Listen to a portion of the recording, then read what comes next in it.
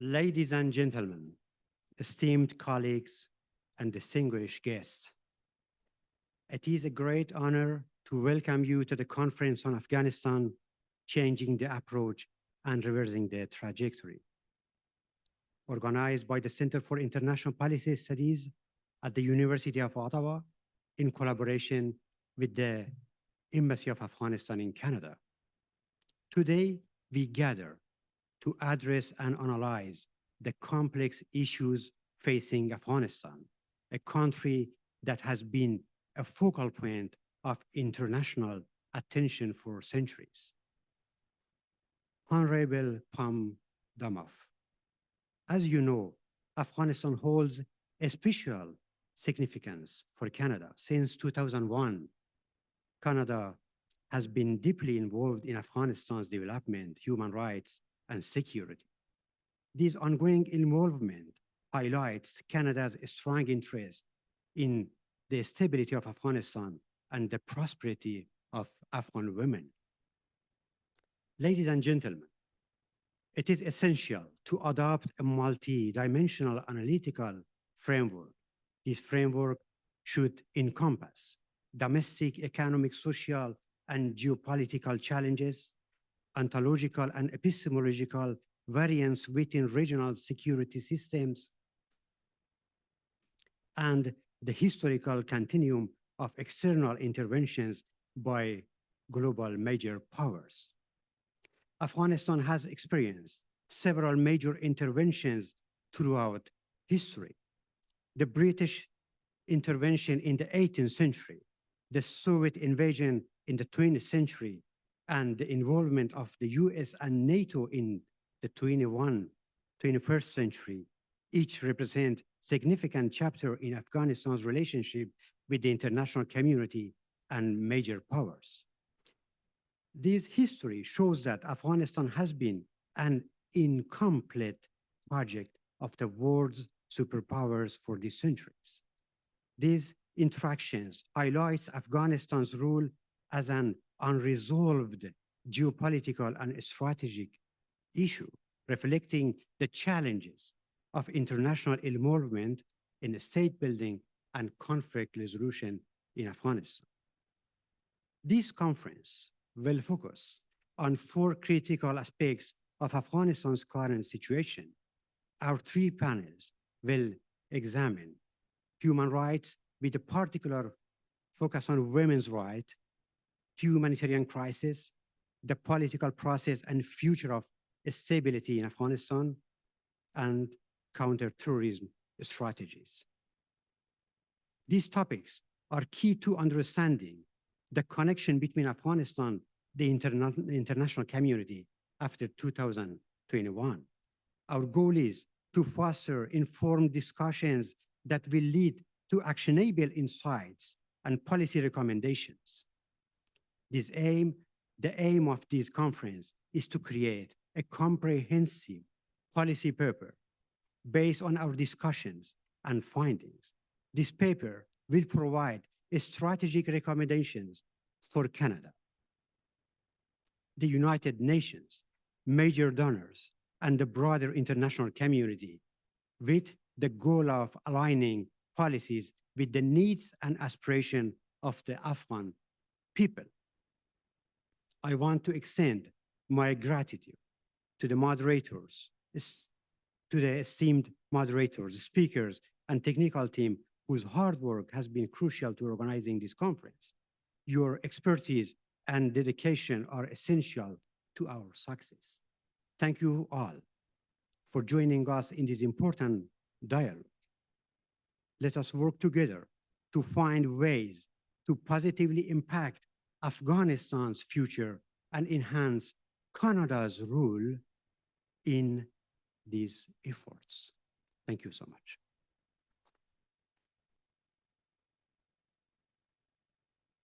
It is now my pleasure to invite Professor Alexandra Getchou, Director of the Center for International Policy Studies and Professor in the University of Ottawa, to deliver her opening remarks and set the stage for our discussions today. Professor Getchou, the floor is yours.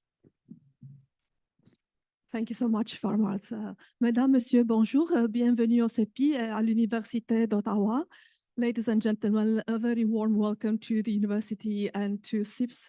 On behalf of the center, it is my great pleasure and privilege to welcome all of you to this very special event on one of the most timely, most pressing, and as my friend mentioned, most complex topics of international politics. I know I speak for many when I say that in Canada, many people, academics, students, practitioners, decision makers, members of the public have watched with dismay developments in Afghanistan since the return to power of the Taliban. I know many are wondering what could be done. And it is a true pleasure to welcome all of you today for a conversation on how the country's trajectory might potentially be changed and what kind of role or roles the international community in general and Canada in particular could and should play in this context. First and foremost, I would like to thank my colleague and friend, Dr. Tamana, who has been the key driving force behind this conference, has worked with great success to bring together an amazing set of speakers and moderators. And I'm deeply grateful to all of them for accepting our invitation to join us today and share their impressive expertise with us. I really look forward to all the presentations and invite everyone to take advantage of the Q&A sessions. We look forward to lively debates and discussions. Of course, my deep gratitude also goes to His Excellency, the Afghan Ambassador Hassan Saroush, who has worked very hard with us. We are grateful for your support, for your generous support, and for partnering with us to bring to life this important project. We hope you will enjoy your presence here, and again, a warm welcome to you and to your team.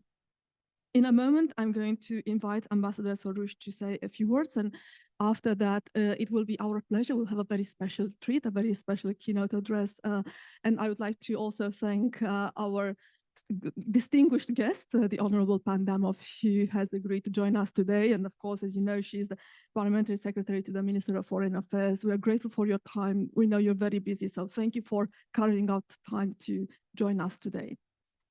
Before going any further, and as is our custom, I hope you will allow me on behalf of CIPS and the university to give voice to the Indigenous affirmation.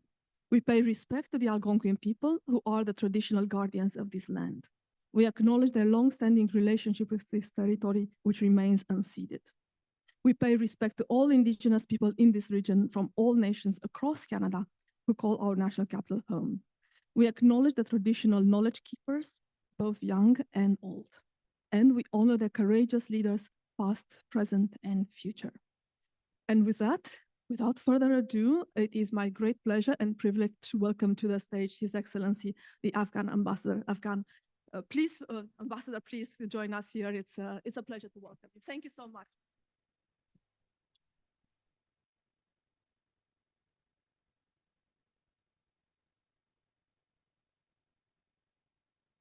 Thank you.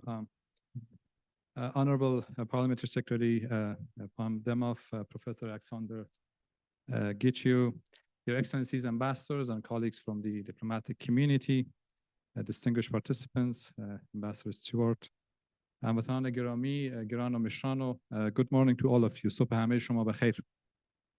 It's a pleasure to be among this distinguished gathering of friends of Afghanistan, scholars, experts, and students. I extend my gratitude to Professor Gichu, Dr. Tamanna, and the rest of our colleagues at CEPS for leading this crucial and timely initiative. Your commitment to keeping Afghanistan at the forefront of your research and focus areas is deeply appreciated. And it is an honor for our team at the embassy to support today's conference. The Taliban's takeover in August 2021 was a very tragic upheaval in Afghanistan's recent history, resulting in a reversal of 2 decades of foundational gains achieved through the collective efforts of the people of Afghanistan and our international partners. Afghanistan is currently facing one of the largest humanitarian crises at a global level. According to the United Nations, over 23 million people require humanitarian assistance this year, with women and children being the most affected. Taliban's record on human rights is disturbing and alarming. They have reinstated their oppressive policies of the 90s, particularly concerning women and girls. Reports from human rights organizations indicate ongoing extrajudicial detentions and forced disappearances, including of minorities, former members of the security forces, journalists, and women's rights activists. Tragically, women and girls are being denied their fundamental rights to education, employment, justice, and freedom of movement. According to UNESCO, there are now 2.5 million girls in Afghanistan deprived of education, representing 8% of all school-age girls in the country. With the dismantling of legal framework and basically justice system under the Taliban, Afghan women have nearly lost all protection mechanisms and advocacy platforms. The recently enacted Vice and Virtue law further exemplifies the Taliban's intent to basically erase women fully from public life. Many human rights experts and activists consider these systematic and oppressive measures by the Taliban as amounting to gender apartheid. And politically, despite efforts to engage in dialogue and provide opportunities for the Taliban to basically form an inclusive and representative system, they have consistently rejected all national and international calls for a political settlement. As noted by the Special Rapporteur on the situation of human rights in Afghanistan, the Taliban's administration lacks gender, ethnic, religious, political, and geographical diversity. As we know, the Taliban didn't participate this year in the second UN-led Doha meeting and attended the third meeting with a list of preconditions, including the exclusion of women and civil society representatives from the main agenda. This highlights their disregard for a genuine political process and their continued efforts to consolidate their unilateral and exclusionary rule, which prioritizes loyalty and obedience over the people's will as the foundation of legitimacy. On counterterrorism, the Taliban have maintained their relationship with both regional and international terrorist groups. The presence of Al-Qaeda leader Ayman al-Zawahiri in Afghanistan, who was killed back in 2022 in Kabul, basically exemplifies this sustained relationship. International reports indicate that multiple terrorist groups, including Al-Qaeda, continue to bolster their operational capabilities under Taliban protection. Targeted terrorist attacks against our Shia and Hazara compatriots have also increased in Afghanistan. A heinous terrorist attack of this kind last week claimed the lives of so many innocent civilians in Afghanistan. This attack starkly reveals the inadequacies and recent, basically, in the current security measures for ethnic and religious minorities in Afghanistan, contrary to the claims being made by the Taliban in this context. In addition to this, the proliferation of madrasas, the religious schools, aimed at mass producing radical ideologies, poses a serious threat to the security and stability of the region and the world at large.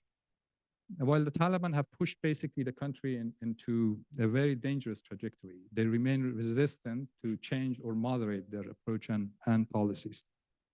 Fortunately, there is now a common understanding at an international level that the status quo of international efforts on Afghanistan is not working, and there is basically a pressing need for a renewed and an integrated approach to Afghanistan. This common understanding has been well reflected in the recent UN independent assessment on Afghanistan, which offers an opportunity to basically build a consensus around a roadmap that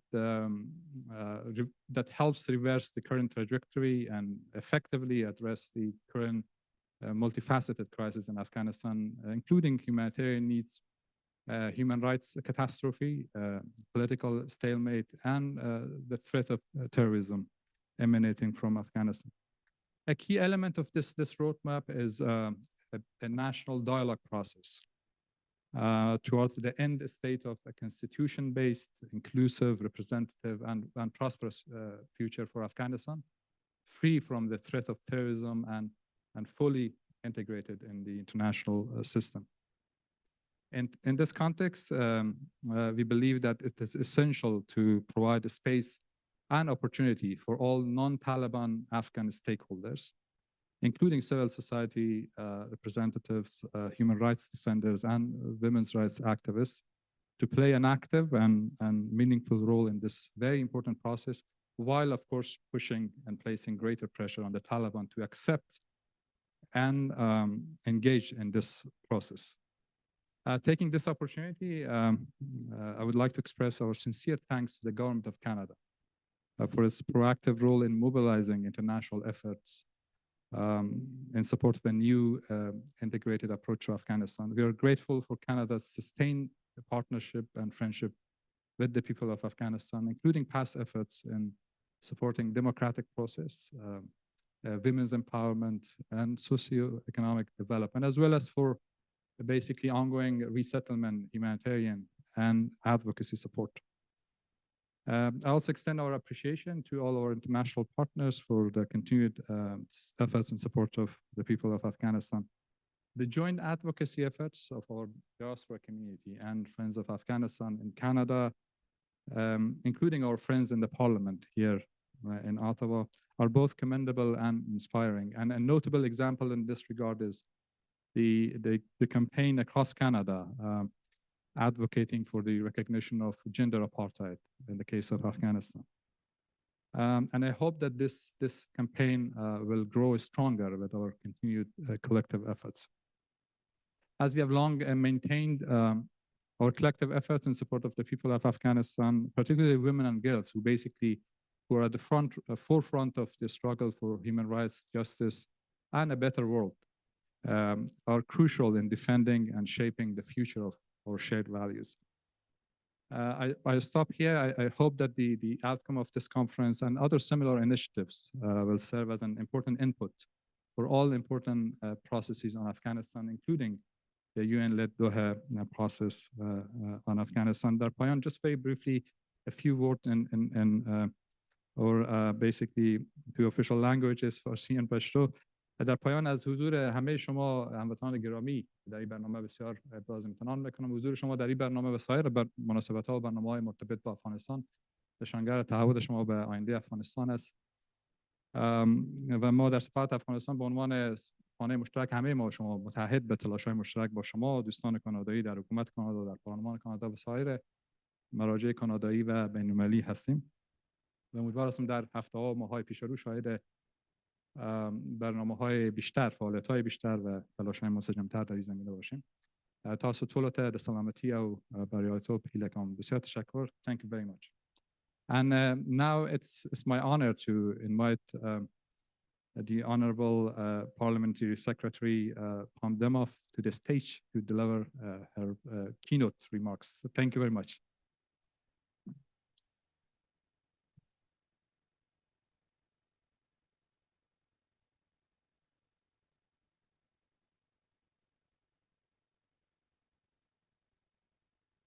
Good morning. It is really a pleasure to be here today, and I want to thank the organizers and the ambassador for his heartfelt and very wise words that he delivered to us this morning. We had a land acknowledgement to start the event. I also like to acknowledge the impact that colonial policies have had on Indigenous peoples here in Canada. The overrepresentation of Indigenous children in foster care and overrepresentation of Indigenous peoples in our correctional system are all as a result of policies that we have imposed on Indigenous peoples over the years. I can't tell you what an honor it is to be here with you today. I'm also very pleased that the ambassador took time from his busy schedule to be with us. And we're grateful for your participation in this conference. Canada, as you know, has had a long-standing commitment to the people of Afghanistan, and it's a commitment based on universal principles and human rights. And although we have regrettably been forced to withdraw our diplomatic presence in Afghanistan, Canadian officials continue to closely monitor the situation on the ground. Through the heroism of critical partners such as the UN Assistance Mission in Afghanistan, UN Women, and the UN Special Rapporteur on the situation of human rights in Afghanistan, as well as the many not-for-profits and civil society organizations who are working there. The injustices facing the people of Afghanistan, particularly women and girls, it still reaches the outside world. It's been 3 years since the Taliban takeover, and in that time we've watched in horror as the situation has steadily deteriorated. Democratic institutions have been eviscerated, there's no longer a free press, and schools have been shut or replaced. The Taliban have reintroduced torture, public floggings, and executions. They've dismantled the justice system and replaced it with Sharia courts run by hardline, all-male clerics. They have arbitrarily arrested peaceful protesters. Hazara and other religious and ethnic minorities have increasingly come under attack. Members of the LGBTQIA+ community live in fear of the death penalty for the crime of being who they are.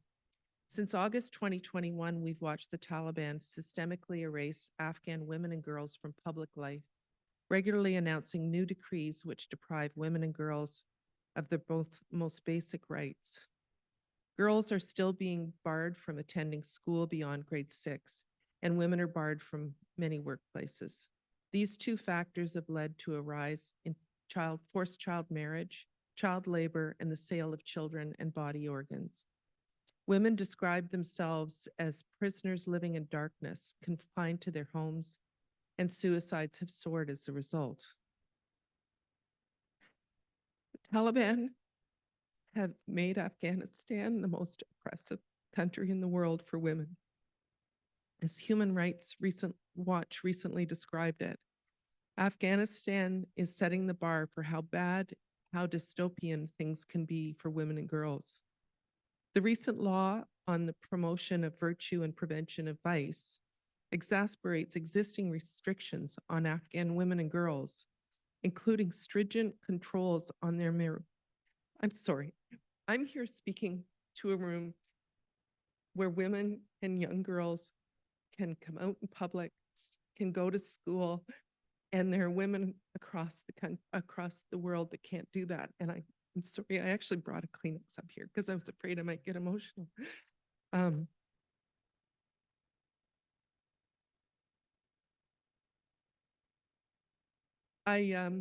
I vividly recall in 2018 meeting the Afghan girls robotic team called the Afghan Dreamers that came to Parliament in 2018.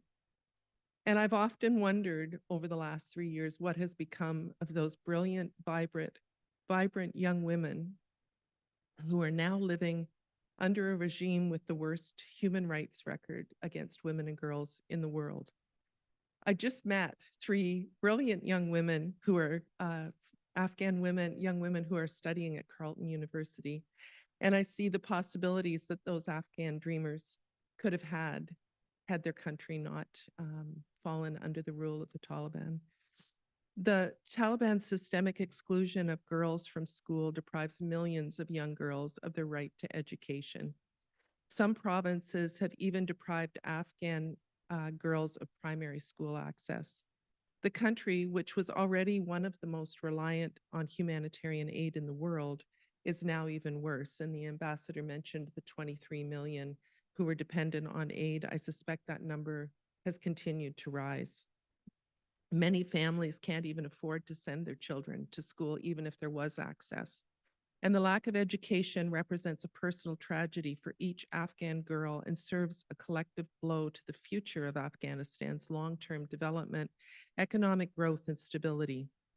Canada has called on the de facto authorities to fully comply with international law, including obligations enshrined in the Convention on the Elimination of All Forms of Discrimination Against Women, to which Afghanistan is a party, and lift all restrictive measures on women and girls that violate their universal human rights especially their freedom of movement, freedom of opinion and expression, freedom of religion and belief, and right to education.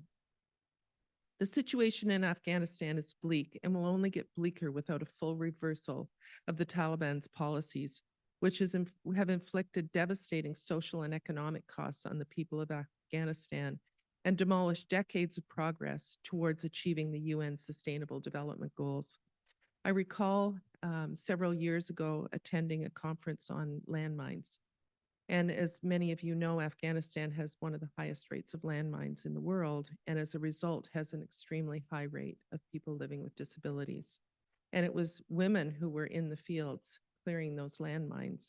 In fact, I remember at the conference talking about how well these women had done in clearing the landmines in a country that not only has had so many challenges, but also having people living with disabilities makes it even more challenging in these countries, in the country.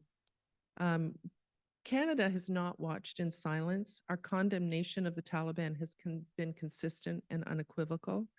We've been very active at the UN as a leading voice calling for a coordinated, principled approach based on human rights. And despite many operational challenges, Canada's development assistance programming has continued. Following the Taliban takeover, several operational development projects had to pivot or close due to the challenging operational and political environment. But Canada continues to work with partners to strengthen basic needs, services in health, education, and women and girls' rights to respond to the deteriorating situation in Afghanistan. Canada's managed to disperse over $108 million in development assistance and $243 million in humanitarian assistance since 2021. This funding has helped to ensure approximately 25,000 Afghan girls access to primary education through community-based classes, over 8,700 Afghan women's access to midwifery services, and provision of supplemental health services to over 440,000 Afghans. Canada's funding also contributed to provide 9.5 million children with polio vaccine. I was a member of the Special Committee on Afghanistan, where we heard harrowing testimony on the situation there and for those attempting to flee.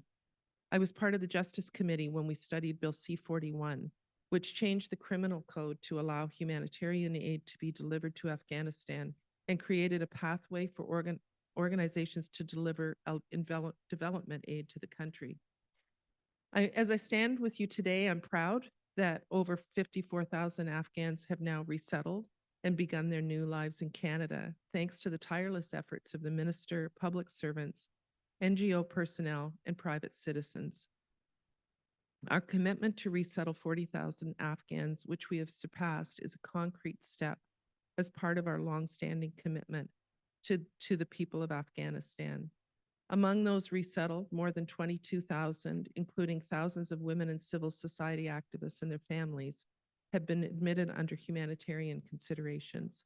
Others have been welcomed through a special pathway for women leaders, religious and ethnic minorities, journalists, and LGBTI individuals in response to the increased vulnerability they face in Afghanistan. I don't want to pretend that 54,000 people is enough to solve the current refugee crisis in Afghanistan for those who have fled and those who remain in Afghanistan. But I do know the minister and our government has been committed to doing all that we can to resettle people here in Canada.